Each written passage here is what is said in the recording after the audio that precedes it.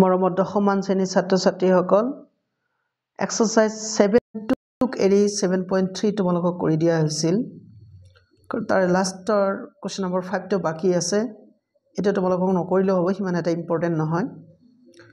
আচ্ছা হেকাৰণে মই question number 1 কৰি দিছো এক্সাৰসাইজ 7.2 মানে বেক মাৰিছো কি লিখা আছে ইয়াত তোমালোকে চাইছা যে -17 আৰু 4,-3 ৰ সংযোগী ৰেখাখণ্ডক 2:3 অনুপাতত ভাগ কৰা বিন্দুটোৰ স্থানাংক নিৰ্ণয় কৰা ফাইন তেনেহলে প্ৰথমটো বিন্দু দুটাৰ স্থানাংক তোমালোকক দিয়া আছে তেনেহলে 2:3 অনুপাতত ভাগ কৰা বিন্দুটোৰ স্থানাংক উলিয়াব লাগে তোমালোকে লিখিবা সলিউশন দিয়াৰ পিছত ধৰা হল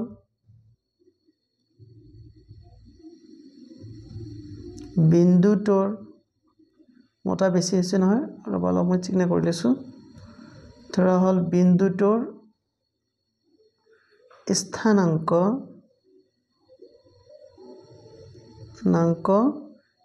x, y ধৰিলা নহয় এতিয়া তোমালোকে কৰিবা কি x ৰ মান উলিয়াব লাগে আৰু y ৰ মান উলিয়াব লাগে ৰাইট হেতু কৰিবলৈ যাওতে আমি ফৰ্মুলা ইউজ কৰিম তোমালোকে জানা নহয় ফৰ্মুলাত কি আছে x ৰ স্থানাংক হ'ব কি হ'ব m into x2 plus n into x1 by তোমালোকৰ কিতাপত বা কেনেকৈ দিয়া আছে তোমালোকে যেনেকৈ পাৰা তেনেকৈ কৰিলে হল তাৰ পিছত m plus n হয়নে তেনেহলে এইখিনিতে তোমালোকৰ m ৰ মান কিমান দিয়া আছে অনুপাত দিয়া আছে 2:3 m ৰ মান হল 2 আৰু n ৰ মান হল 3 এইটো চাইছা তোমালোকে তেনেহলে আমি সিধা ইয়াত তলত লিখিম m ৰ জাগাত লিখিম আমি 2 আৰু n ৰ জাগাত লিখিম 3 এতিয়া m ৰ জাগাত তোমালোকে 2 লিখিলা ইনটু x2 কোনটো হ'ব পাৰো x2 হ'ব তোমালোকৰ ইয়াত চাইছা এই পিছৰ ফালটোৰ এইটো মানে প্ৰথমটো মানে 4 আৰু x1 কোনটো হ'ব -1 মনত ৰাখিবা x2 হ'ব 4 আৰু x1 হ'ব -1 তেনেহলে আমি কামটো কৰো ইয়াত তোমালোকে 4 দিলা প্লাস তো লিখিব লাগিব তাৰ পিছত n ৰ মান হল 3 আৰু x1 ৰ মান হল -1 ফাইন ৰব মই ভেৰিফাই কৰি দিছো ইয়া -1 ইটস ইকুয়াল এতিয়া ইয়াক আমি ক্যালকুলেট কৰিম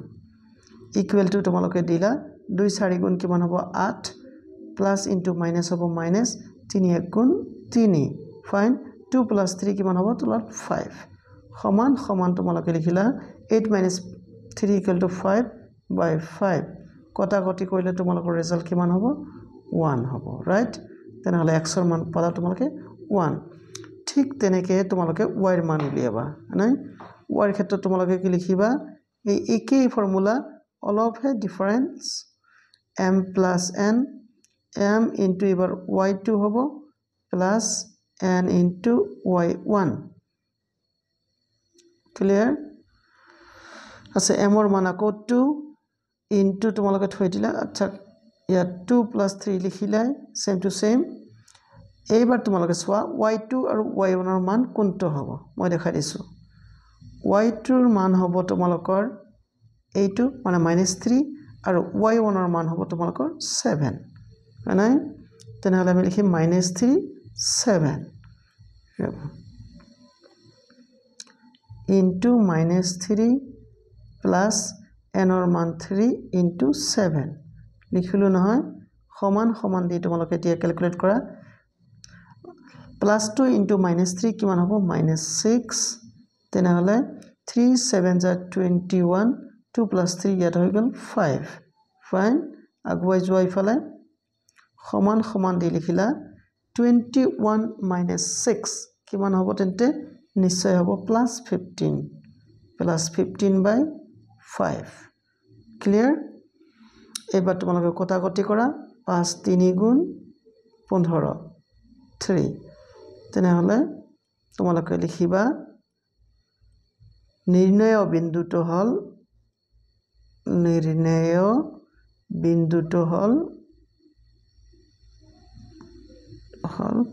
x ৰ জাগাত তোমালোকে কিমান পালা 1